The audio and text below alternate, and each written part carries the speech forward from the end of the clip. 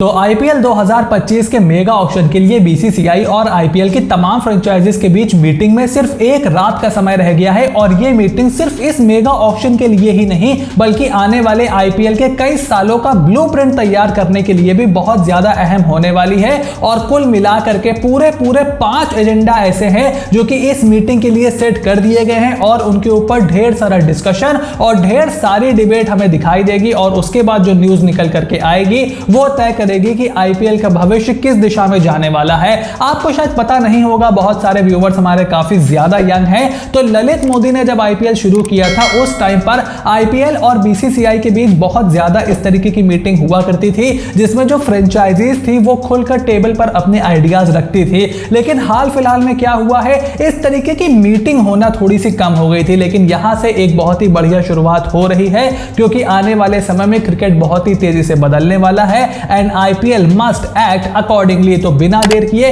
देखो, सबसे पहला एजेंडा और सबसे बड़ा एजेंडा जो कि इस मीटिंग में होने वाला है वो है राइट टू मैच कार्ड और उसके साथ साथ रिटेन और रिलीज खिलाड़ियों की लिस्ट पर काम करना कि कितने खिलाड़ी आप रिटेन कर सकते हो और कितने रिलीज करने होंगे। तो देखो, राइट टू मैच कार्ड को लेकर अपडेट यह है कि RTM option could be of the table, यानी कि किसी भी टीम को आरटीएम नहीं मिलेगा। हालांकि रिटेन खिलाड़ियों के लिए 5 से 6 प्लेयरों के ऑप्शन पर बहस हो सकती है और जो भी यूनिलैटरल एग्रीमेंट होगा वो हमें पता चल जाएगा, यानी कि 5 to 6 रिटेन प्लेयर हमें दिखाई दे सकते हैं। अनफॉर्चुनेटली जो लोग राइट टू मैच कार्ड के बहुत ज्यादा शौकीन है, राइट टू मैच कार्ड का इंतजार कर रहे थे, वो शायद हमें देखने को ना मिले क्योंकि बीसीसीआई 7-8 खिलाड़ियों को रिटेन करने का ऑप्शन फ्रेंचाइजी को नहीं देने वाला है। और मेरा ऐसा मानना है कि आरटीएम से थोड़ी और ज्यादा खिचड़ी पक जाएगी क्योंकि अगर वो खिलाड़ी आपकी टीम में 5-6 प्लेयरों में भी रिटेन होने लायक नहीं है तो फिर राइट टू मैच कार्ड से भी आप उसको खरीद के बहुत ज्यादा कुछ उखाड़ने वाले नहीं हो।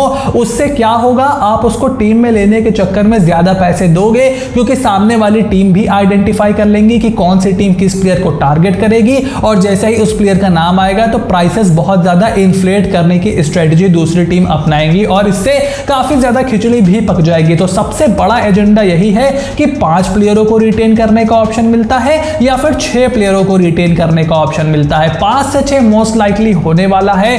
8 प्लेयरों की जो निकल करके बात हुई थी, अनफॉर्चुनेटली ऐसा होते हुए तो हमें नहीं दिखाई दे रहा है। हालांकि मैं तो बड़ा खुश होऊंगा अगर 8 प्लेयरों को रिटेन करने का मौका मिलता है और आरटीएम कार्ड नहीं मिलता है क्योंकि आरटीएम कार्ड के फेवर में बीसीसीआई भी बहुत ज्यादा नहीं दिखाई दे रही है, ऐसी भी विजडन ने रिपोर्ट किया है। और फ्रेंचाइजीज जो हैं, अलग अलग फ्रेंचाइजी अलग अलग अपना नंबर लेकर के आई हैं। जिनके पास अच्छा कोर है वो 8 रिटेंशन मांग रहे हैं, कोई 5 कोई 6, लेकिन एट दिस मोमेंट 5 से 6 खिलाड़ियों का रिटेंशन कंफर्म माना जा रहा है। और उसके बाद दूसरा बड़ा एजेंडा जो डिस्कस होना है वो है इंपैक्ट प्लेयर के रूल का, क्योंकि देखो इंपैक्ट प्लेयर का रूल इस मीटिंग में बहुत ही तगड़े से डिबेट होने वाला है। हमने कुछ वीडियो पहले भी आपको जानकारी दी थी कि काफी सारे फ्रेंचाइजीज एंड मोस्टली ब्रॉडकास्टर जो है यानी कि स्टार एंड जियो, वो इसके फेवर में बहुत ज्यादा है कि यार होना चाहिए इंपैक्ट प्लेयर। कोई प्लेयर हमारे पास है तो हम क्यों उससे बेंच गरम करवाएं अगर हमारे पास उसको खिलाने का मौका मिलता है।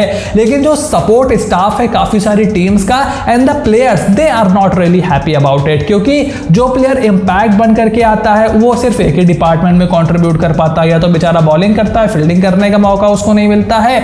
ऐसे प्लेयर थोड़ा सा अंधेरे में खो जाते हैं। सबसे बड़ा एग्जांपल इसका वेंकटेश अय्यर है। पिछले साल पारियां बहुत अच्छी खेली वेंकटेश अय्यर ने, लेकिन क्योंकि काफी सारे मैचों में उनको सब आउट कर दिया गया था फील्डिंग के दौरान, तो ना वो बॉलिंग कर पाए और फील्ड में जब आप नहीं दिखाई देते हो तो थोड़ा सा लोग आपको भूलने लग जाते हैं, आपकी वो पारियां भी उतनी ज्यादा ध्यान में नहीं आती हैं। तो पहली बात तो प्लेयर्स के स्किल डेवलपमेंट के लिए जैसे वेंकटेश अय्यर हो गए, तिलक वर्मा हो गए, अभिषेक शर्मा हो गए, ये अच्छी चीज नहीं है। और दूसरी चीज ये है कि ऑक्शन में जो टीम अच्छा काम करती है, ऑलराउंडर्स को लेकर के आती है, एक बैलेंस टीम बनाती है, उसको एडवांटेज होना चाहिए बेटर टीम मैदान पर उतारने का। इंपैक्ट प्लेयर का रूल सभी चीजों को बराबर कर देता है which is not really fair. तो कुछ टीम इसके फेवर में है, कुछ टीम इसके अगेंस्ट में है and we can expect a very hard debate on the impact player rule. और देखना यह है कि इंपैक्ट प्लेयर का रूल रहता है या फिर नहीं। और उसके बाद तीसरा एजेंडा यह है कि BCCI to discuss trade window and players loan in the IPL meet with the BCCI franchise. देखो बहुत सारे लोग आप जगह सुन रहे होंगे, मेरे भी कमेंट बॉक्स में ढेर सारे लॉकडाउन किड्स कमेंट करते हैं ट्रेड नहीं हो सकता, नियम है नियम है नियम है। अबे नियम है तो मीटिंग अब क्यों बुलाई जा रही है? नियम बनाने के लिए ही ना मीटिंग बुलाई जा रही है मेरे भाई। और जब मीटिंग हो जाएगी उसके बाद हमें ट्रेड विंडो के नियम पता चलेगी कि क्या ट्रेड विंडो होगी, ट्रेड विंडो नहीं होगी। आई कैन अंडरस्टैंड कि 2022 के मेगा ऑक्शन को बेस बना करके आप ट्रेड विंडो का रूल बता रहे थे कि नहीं होगा, बट मैंने उस समय भी पॉइंट आउट किया था कि 2023 के मिनी ऑक्शन से पहले या 2024 के मिनी ऑक्शन से पहले यह रूल था कि जो प्लेयर रिटेन होकर के आए हैं मेगा ऑक्शन में वो ट्रेड नहीं हो सकते। फिर हार्दिक पांड्या कैसे ट्रेड हो गए थे, you know what I mean. पैसा बोलता है, जो भी यूनिलैटरल डिसीजन होता है वो भी सबको पता चल जाता है। जब फ्रेंचाइजीज एग्री है, बीसीसीआई एग्री है, तो भाई नियम कोई संविधान में थोड़ी लिखा है जो आप बदल नहीं सकते, नियम आराम से बदले जा सकते हैं। अब देखना यह है कि ट्रेड विंडो पर क्या नियम निकल करके आता है। हो सकता है ट्रेड विंडो मिले, हो सकता है ट्रेड विंडो ना मिले, तो ये एक बड़ा एजेंडा होगा। उसके साथ साथ प्लेयर्स के लोनिंग को लेकर के भी बात यहां पर की जा रही है। मेरे ख्याल से 2021 का वो सीजन था जब राजस्थान रॉयल्स के ओवरसीज खिलाड़ी बहुत ज्यादा शॉर्ट पड़ गए थे क्योंकि वो कोविड के आसपास का वक्त था, और उस समय ये निकल करके आया था कि क्या फ्रेंचाइजीज ऐसे प्लेयरों को लोन कर सकती हैं दूसरी टीमों को। जैसे लास्ट ईयर हमने देखा कि ग्लेन फिलिप्स पूरा सीजन बेंच पे बैठे रहे, उसके अलावा मार्को येंसन को बहुत ज्यादा खेलने का मौका नहीं मिला, तो ऐसे प्लेयर दूसरी टीम में जाकर के अच्छी परफॉर्मेंस दे सकते हैं। तो क्या वो एक चीज हो सकती है? क्या ट्रेड विंडो के दौरान भी प्लेयर की लोनिंग का ऐसा कोई नियम निकल करके आ सकता है? बहुत ही इंटरेस्टिंग होगा अगर इसके ऊपर कुछ बड़ा नियम बन जाता है, कुछ चेंज हमें देखने को मिलता है। लेकिन हाँ, ये मीटिंग में डिस्कशन का एक एजेंडा जरूर है। और उसके बाद चौथा बड़ा एजेंडा यह है कि मेगा ऑक्शन का फ्यूचर क्या होगा। Let me tell you very very clearly कि बहुत सारी फ्रेंचाइजीज मेगा ऑक्शन से खुश है नहीं और होना भी नहीं चाहिए। मुंबई इंडियंस की टीम हम ऑलरेडी अर्श से फर्श पर आते हुए देख चुके हैं मेगा ऑक्शन की वजह से। उसके बाद इस साल Kolkata knight riders, sunrisers Hyderabad, इन लोगों पर बहुत ही बड़ी गाज गिरने वाली है क्योंकि ये टीम्स बिल्कुल भी मेगा ऑक्शन के फेवर में नहीं होंगी। उसके अलावा डीसी हो गई, आरआर हो गई, इनके पास भी अच्छा इंडियन कोर है, तो ये भी मेगा ऑक्शन के बहुत ज्यादा फेवर में नहीं होंगे। और इससे मेगा ऑक्शन से होता क्या है, एक तो फैन कनेक्ट नहीं हो पाता है क्योंकि जब कोलकाता नाइट राइडर्स में आपको याद होगा राहुल त्रिपाठी हुआ करते थे तो बहुत ज्यादा फैन कनेक्ट हो रहा था, लेकिन उसके बाद वो एसआरएच में चले गए, धीरे धीरे उनकी भी फैन फॉलोइंग डाउन हो गई और वो फैन कनेक्ट रह नहीं गया। Same is the case with Shreyas Iyer, जब वो दिल्ली कैपिटल्स में थे वहां पर एक अच्छा फैन कनेक्ट था, फिर वो केकेआर में आए, फिर उसको बनाते बनाते थोड़ा टाइम लगा। सो ये सारी चीजें हो जाती हैं और इससे बहुत ज्यादा फैन कनेक्ट पर असर पड़ता है और वही लीग की सबसे बड़ी खासियत है क्योंकि फैंस ही इस लीग को सबसे बड़ी लीग बनाते हैं। और दूसरी चीज फ्रेंचाइजीज के पर्सपेक्टिव से तो आप जानते ही हो कि यार वो यंगस्टर्स का फिर इनिशिएटिव थोड़ा सा कम हो जाता है। अगर आपको पता है कि आपको 3 साल के लिए ही या 2 साल के लिए ही मैक्सिमम टीम बनानी है तो आप सीएसके वाला रूट अपनाओगे। आप एक्सपीरियंस, उम्र दराज खिलाड़ियों को लोगे जो कि इस समय अपनी प्राइम में है, 2-3 साल उनका आप फायदा उठाओगे और फिर उनको आप आराम से रिलीज कर दोगे। प्लेयर वो सस्ते में भी आते हैं और उसके बाद आपको एक्सपीरियंस का फायदा भी मिलता है। अब देखो राजवर्धन हंगरगेकर कैसे बेंच गर्म कर रहा है सीएसके में, और जिन टीमों ने यंगस्टर्स को बनाने का इनिशिएटिव लिया जैसे Rajasthan Royals, Kolkata knight Riders, Mumbai Indians, even Lucknow super giants, उनको अब बड़ा खामियाजा भुगतना पड़ेगा और इससे क्लब की लॉयल्टी भी थोड़ी कम हो जाती है, थोड़ी क्या अच्छी खासी कम हो जाती है। तो इसको फुटबॉल वे में ही जाने दो, लंबा समय लो ऑक्शन के लिए और इसके लिए कोई एक मैं तो कहूंगा कि कुछ ट्रेड टाइप का एक बैकएंड में सिनारियो भी बनाओ। बट आई कैन अंडरस्टैंड कि ऑक्शन अपने आप में एक इवेंट है, बहुत ज्यादा इसकी अपने आप में मार्केट वैल्यू है, इसकी अपने आप में बहुत ज्यादा हाइप है।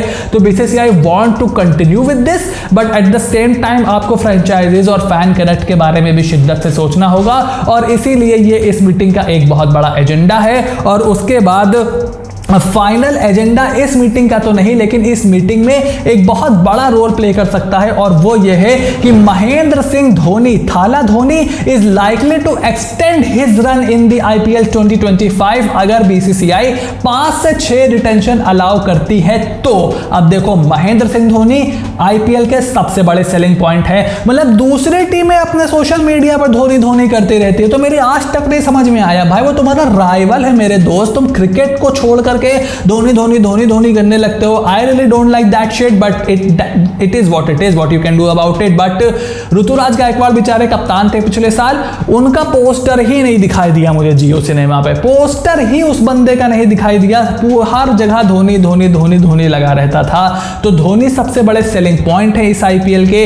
अगर वो आना चाहते हैं ऑक्शन में लेकिन सीएसके को बिना डैमेज दिए तो 5 से 6 रिटेंशन होने चाहिए, तब वो मेरे ख्याल से चौथे या 5वें रिटेंशन टेंशन बन जाएंगे, क्योंकि देखो पतिराना हो गए, जडेजा हो गए, ऋतुराज गायकवाड़ हो गए, आपके 3 रिटेंशन तो यहीं पर बन गए हैं। उसके अलावा आप अगर किसी और यंगस्टर को रिटेन करना चाहते हो, क्या आप दीपक चहर को रिटेन करना चाहते हो, क्या आप तुषार को रिटेन करना चाहते हो, क्या आप किसी ओवरसीज प्लेयर को और रिटेन करना चाहते हो, शिवम दुबे को रिटेन करना चाहते हो, वो तो आपके ऊपर है।